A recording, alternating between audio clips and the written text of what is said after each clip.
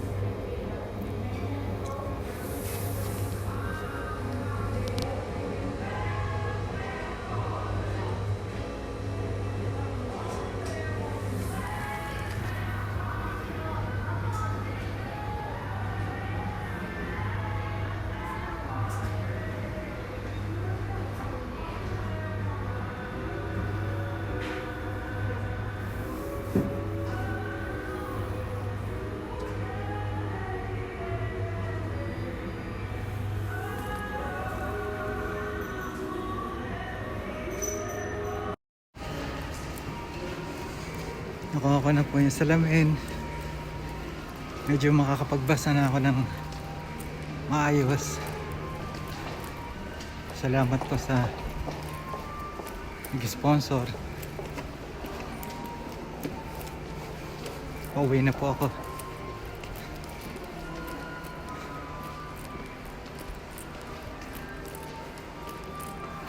Tinesting ko po kanina.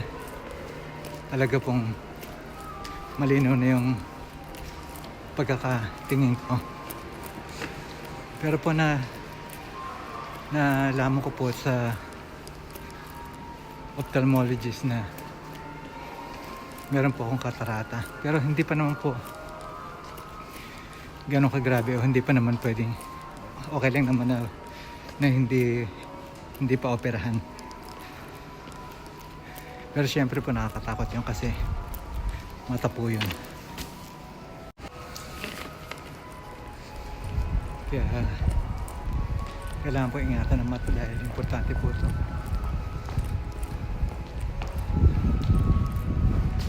Grabe, sakura na po o cherry blossom na. Halos lahat po ng mga pagkain at inumin ay may tema na ng sakura o cherry blossom. Siguro po maaga po ang cherry blossom ngayon. Kaya maganda po, kaya lang kayanin ko kaya yung malayo. Alam nyo naman si daddy nyo pag inatakan ng lobat, 2 hours lang po kasi yung aking gamot. Pero siguro po pwede ko challenge sa sarili ko para may pakita ko naman sa inyo yung sakura o yung cherry blossom dito. Kaya po fight lang, laban nito. Dito po sa kinuha kong salamin meron po na 3 case. Pinili ko po yung black kasi mahilig po ako sa black. Black din po yung kutis ko.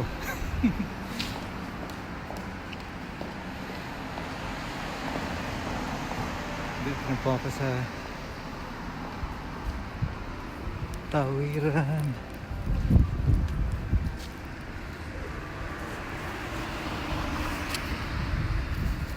Medyo makulimlim po ang panahon. Pag makulimlim po ang panahon, medyo nakakalungkot.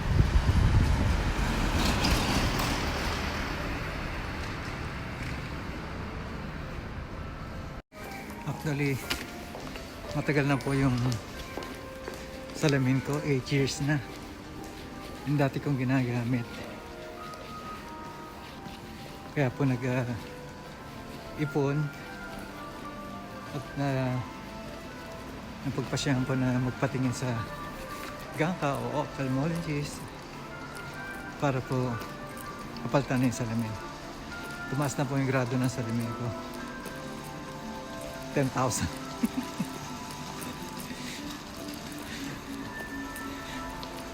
Iba hindi po. Iba po kasi yung sa left, iba po yung sa right. Kaya awa ng Diyos po. Nakapagpagawa na rin po ako ng salamin.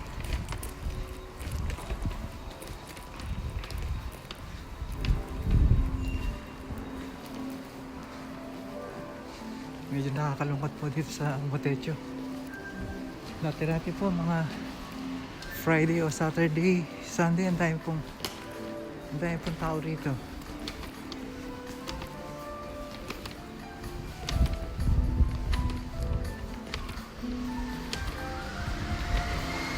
Ngayon po, talagang mabibilang nyo lang yung tao. Kasi buhat po nung itinay yung Ian Mall,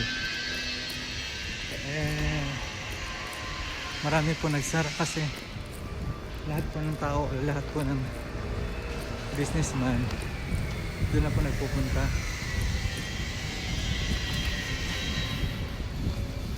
Kaya po madalang na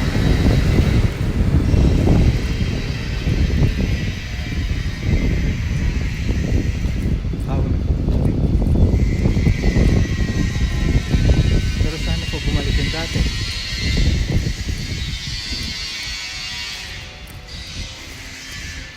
Bumalik po yung dati na sigla nito, yung Motecho.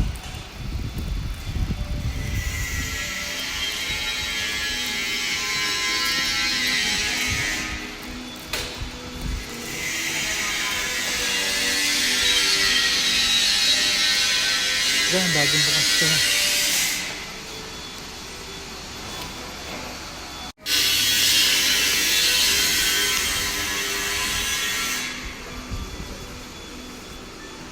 Bagong bukas to. Meron pa mga noodles, mga chocolate. Marami po sa loob.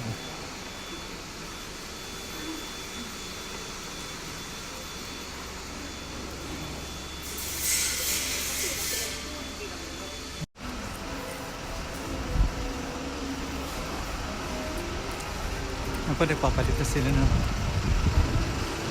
mga poster.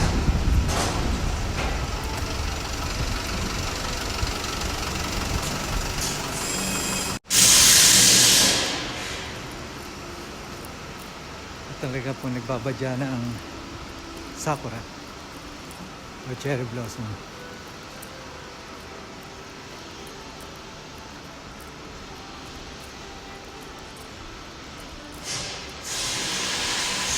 Ang dami na rin pala po yung coffee shop dito.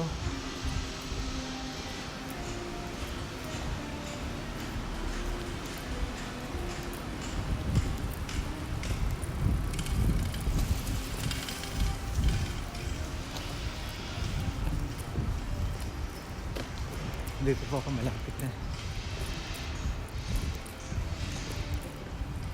Malayo man, malapit din. So sana okay ang Valentine's Day nyo. At sana nakatagpo na kayo ng mga taong mamahalin nyo at mamahalin kayo. Pero mas maganda po yung ang ingay. Mas maganda po yung tao na talagang mahal na mahal kayo kaysa sa mahal nyo. Kasi yung pagmahal nyo, talaga natututo naman suklian niya ng pagmamahal. Maigi po yung talagang kailangan ni yung siguradad na mahal tayo ng tao at hindi tayo iiwan. Yan po mahalaga sa panahon ngayon, dahil mahirap po ang maloko at masakit po ang masaktan. Kaya po sa mga taong naghahanap ng mamahalin nila, wag po kayo maghanap. Darating po yung taong magmamahal sa inyo ng tunay. At makikita nyo ang kaibahan.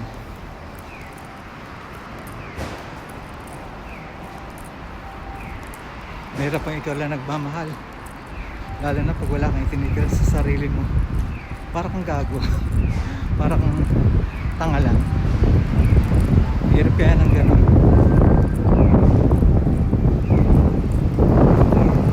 Kaya dapat maging mautak.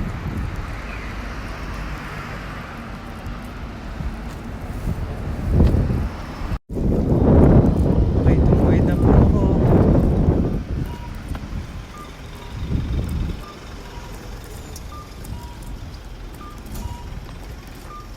Medyo hindi naman po masyado maginap. Kaya lang po merong hangin.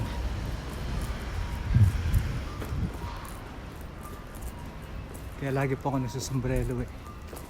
Ayoko po magulo ang buhok ko. Dahil guluhin nyo na buhay ko, wag lang buhok ko. Napapanat na nga eh.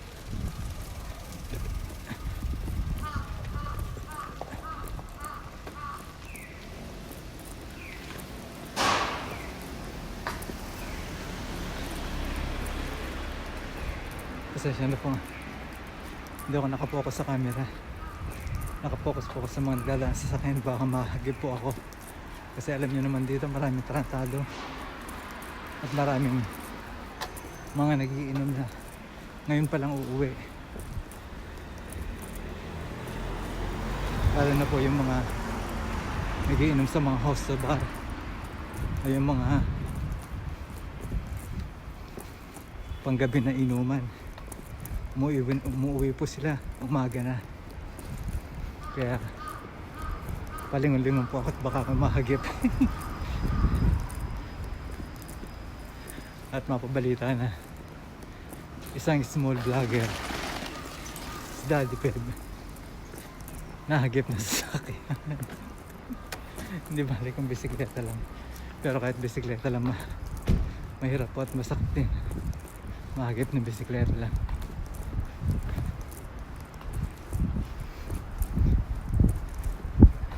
Ayan.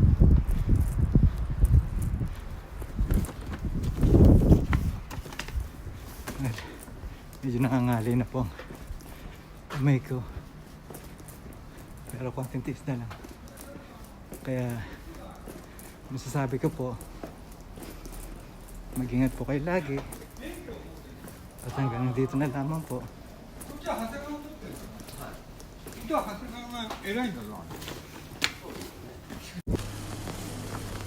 Mag-iingat po kayo.